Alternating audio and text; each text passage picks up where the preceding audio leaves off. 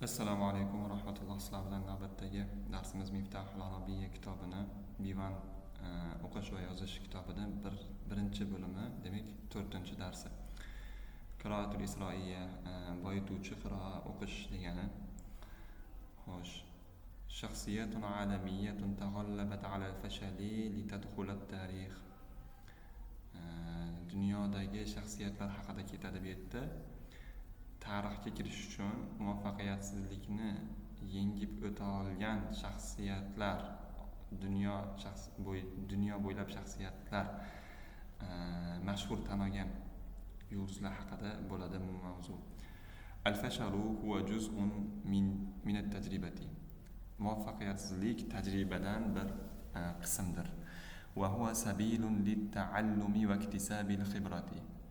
U ta'lim olish uchun va tajriba orttirishlik uchun bir yo'ldir. Kasiru minan nasi yastaslimu va yash'uru bil ihbat.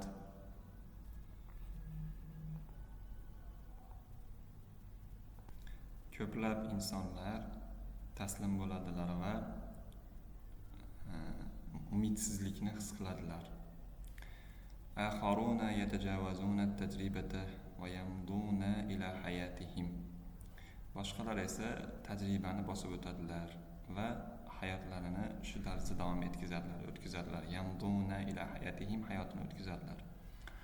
Va hunaka fi'atun ukhra. U yerda boshqa bir guruh ham bir qism qatlam borki, wajadat fil fashali fursatan va ibratan. Muvaffaqiyatsizlikda o'zini topganda uni fursat va ibrat deb qabul qiladi. Va kana tumuhuhum va isroruhum akbaru min ayyati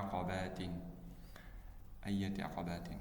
Va ularning maqsadlari va qat'iyatliklari har qanday qiyinchiliklardan ham yuqori turadi. Fajaddu wajtahadu liyasturu asma'ahum fit tarix. Ular jahd qildilar va tirishdilar. Nima qilish uchun desa, o'z ismlarini tarixda satr qilishlik, yozishlik uchun. Shulardan bittasi haqida gaplashamiz bugun. 3tasini gaplashamiz. Birinchisi Thomas Edison. قال عنه مدرسه إنه غبي لدرجة أنه لا يستطيع تعلم أي شيء. U haqida o'qituvchilari shunday deydiki, u shu darajada bir tentak ediki, hech nimani o'rgana olmaydigan darajada. Yahmilu ismi Thomas Edison ma yazidu an 1000 bara'atin ixtira'in. Thomas Edison ismi 1000dan ortiq demak ixtirolarni patentlariga egalik qiladi. Demak, ba'du hazihi al-ixtiroati, bu ixtirolarning bir nechalari, ba'zilari g'oyiratul olamni o'zgartirgan. Va ahamha al-misbah al-kahrobai va kamera al-aflami va batariyat al-kalayn. Demak, ularning eng ahamiyatlilari elektr chiroq va fotoapparat, videoapparat va alkalayn batareyasi. Min maqulati Edison al-mashhura, demak Edisonning mashhur gaplaridan biri, ana lam afshal, men muvaffaqiyatsizlikka tushmadim. Bal wajadtu 10,000 tariqatin la yumkinu lil misbah al-amalu biha. Men balki 10,000 ta yo'lni topdim. Chiroq u bilan ishlashi mumkin bo'lmagan 10,000 ta yo'lni topdim degan. Ya'ni 10,000 marta harakat qilib lampochkani ixtiro qilgan-ku, shuni aytayapti. Ya'ni 10,000 marta muvaffaqiyatsizlikka tushganman demayapti-da, balki yaxshilikka yo'yapti buni ham. Lampochka ishlamaydigan 10,000 ta yo'l bor ekan, shuni men topib oldim deb shuni gapiryapti. Sohibu silsilati matoimi KFC restorani silsilasini, ya'ni o'sha tuzilmasini rahbari. Tarakal aqidu Harland Sanders دراسته ليخرج إلى السوق العملي. Bu yerda aqid degani o'zi boshliq degani, polkovnik degani, bu yerda boshliq deb aytsak to'g'riroq bo'ladi. Boshliq Harlan Sanders o'qishlarini tark etdi. Nima uchun desa, bozor iqtisodiyotiga, ish bozoriga chiqish uchun darslarini tark etdi. فعمل رجل إطفاء o't o'chiruvchi bo'lib ishladi va bai'an sotuvchi bo'lib ishladi li sharikati ta'mini va li itorati sayyorat. Mashina g'ildiraklarini va sug'urtasi kompaniyasida sotuvchi bo'lib ishladi. كما عمل في محطة محروقات ووظائف أخرى عديدة. محطة محروقة degani yoqilg'i zapravkalari degani. Yoqilg'i zapravkalarida ishladi, shuningdek va boshqa turli xil ko'plab ishlarda ishladi. Turida minal amali 10 marratin. Ishdan 10 martalab haydaldi. Assasa amalan xossan. O'zi xususiy bir ishga asos soldi. Fafataha funduqan sag'iran va mat'aman. Kichkina bir restoran va kichkina bir mehmonxona va oshxona ochdi. Lekin uy ikkalasi xuriqa yonib ketdi. Ama 1939 bil milad. Milodiy 1939-yilda u yonib ketdi, ikkalasi ham. Li yu'assisa mat'aman jadidan. So'ng yana yangi oshxonaga asos soldi.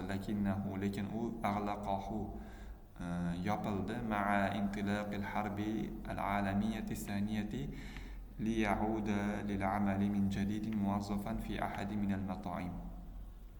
Lekin u yopildi ikkinchi jahon urushini boshlanishi bilan va ish yangitdan, demak, oshxonalarning biriga xodim bo'lib yangitdan ishga qaytdi. Safara Sanders safar qildi havla al-vilayatil muttahidatil amerikiyya.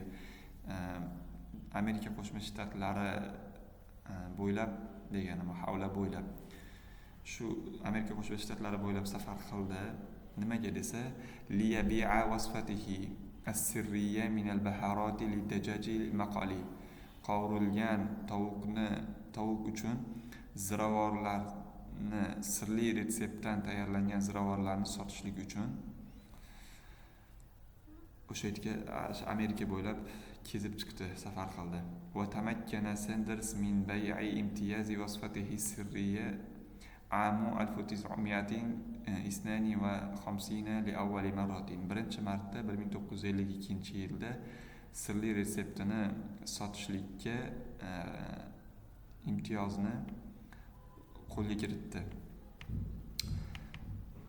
Xo'sh, al-yawma va ba'da vafati Sanders, bugun Sanders vafotidan so'ng fa inna silsilata mato'im dajaj Kentucky KFC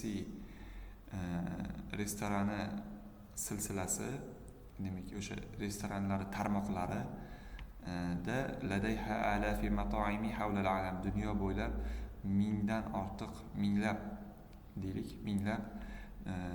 uni nimalari bor, restoranlari bor.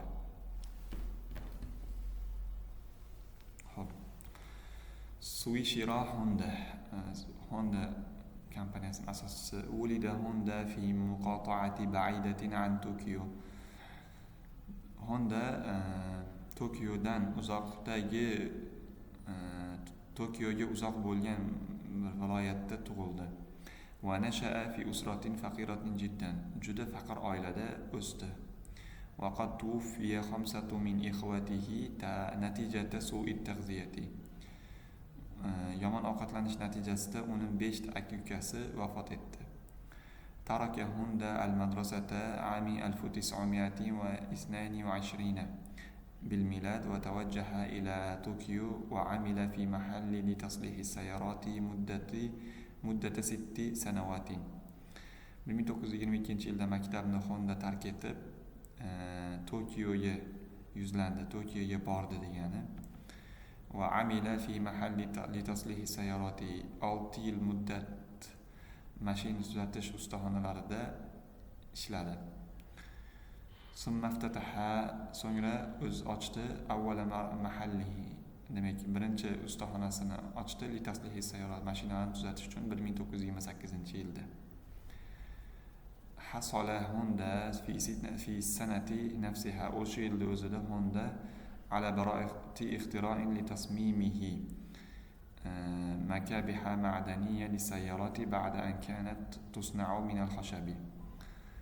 Yog'ochdan yasalib kelayotgan mashinalar uchun yog'ochdan yasalgan demak tormozlarni bu ma'daniy ya'ni metaldan yasalgan degani ma'daniy metaldan yasalgan tormozlarni loyihalash uchun ixtiro patentiga qo'lga kiritdi. Avval demak u yog'ochdan yasalgan edi. زادت اختراعات Honda'ning ixtirolari ortdi, ziyoda bo'ldi. وبنى مصنعا لكن المصنع دمر بسبب قنبلة في أثناء الحرب العالمية. Demak, Honda'ning ixtirolari ko'payib ketdi va masna, ya'ni zavod qurishga muvaffaq bo'ldi, lekin zavod bomba tufayli, urush vaqtidagi, urush davrlaridagi bomba tufayli vayron bo'ldi. Bomba tushgan-ku Yaponiyaga. أعاد البناء مرة أخرى ikkinchi marta binoni tikladilar. لكن المصنع تدمر مرة أخرى. Demak 1945-yilda ikkinchi marta yana vayron bo'ldi. Bisababi zilzalin qawiyin, kuchli zilzilalar tufayli.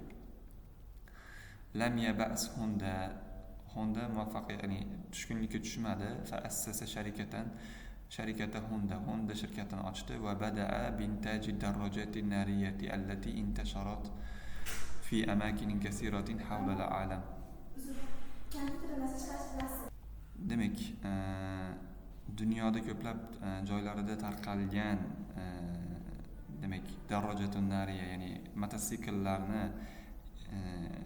ishlab chiqarishni boshladi.